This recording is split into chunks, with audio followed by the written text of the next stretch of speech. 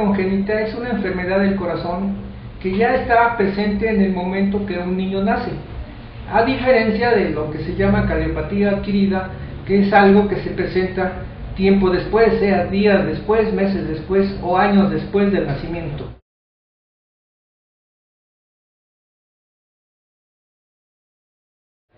Las cardiopatías congénitas pueden afectar a las distintas partes del corazón, sean las venas, las aurículas, los ventrículos, las arterias, las válvulas o las conexiones entre las distintas estructuras. Por ejemplo, si las venas pulmonares, en lugar de conectarse a la aurícula izquierda, como debe ser normalmente, lo hacen a otro lado, pues ya da lugar a una de las cardiopatías congénitas. En este caso se llama conexión anómala de las venas pulmonares. Las aurículas, o mejor dicho, la sangre de una aurícula no debe mezclarse con la sangre de otra aurícula, porque hay una división entre una y otra aurícula. Pero si hay un defecto, es decir, una comunicación, entiéndase un pequeño agujero, pues entonces hay mezcla de sangre de una y de otra aurícula, y eso se llama comunicación interauricular. Y así le puedo seguir describiendo distintas anomalías de las distintas estructuras y hacerle una lista no muy pequeña de cardiopatías congénitas, algunas más sencillas, otras muy complicadas, algunas que se presentan aisladamente, otras que se presentan en un solo paciente, en un solo corazón, y entonces complican más el problema.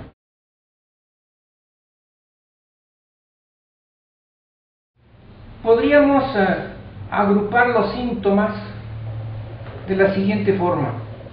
En algunas de las cardiopatías fluye una cantidad excesiva de sangre hacia los pulmones.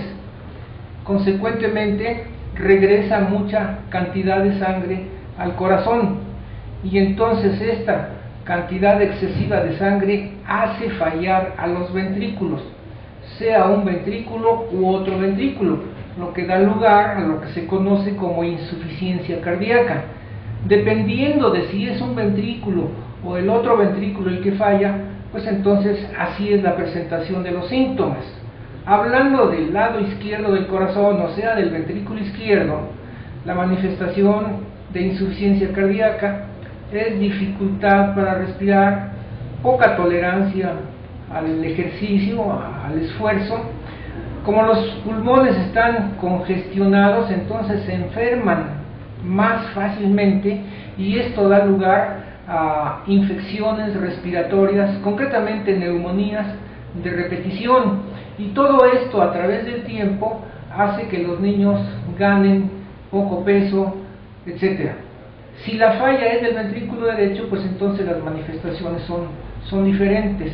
El hígado se congestiona de sangre y crece. En niños mayorcitos se retiene líquido en las extremidades inferiores, y entonces estas aparecen edematosas, o sea, hinchadas, y otras manifestaciones.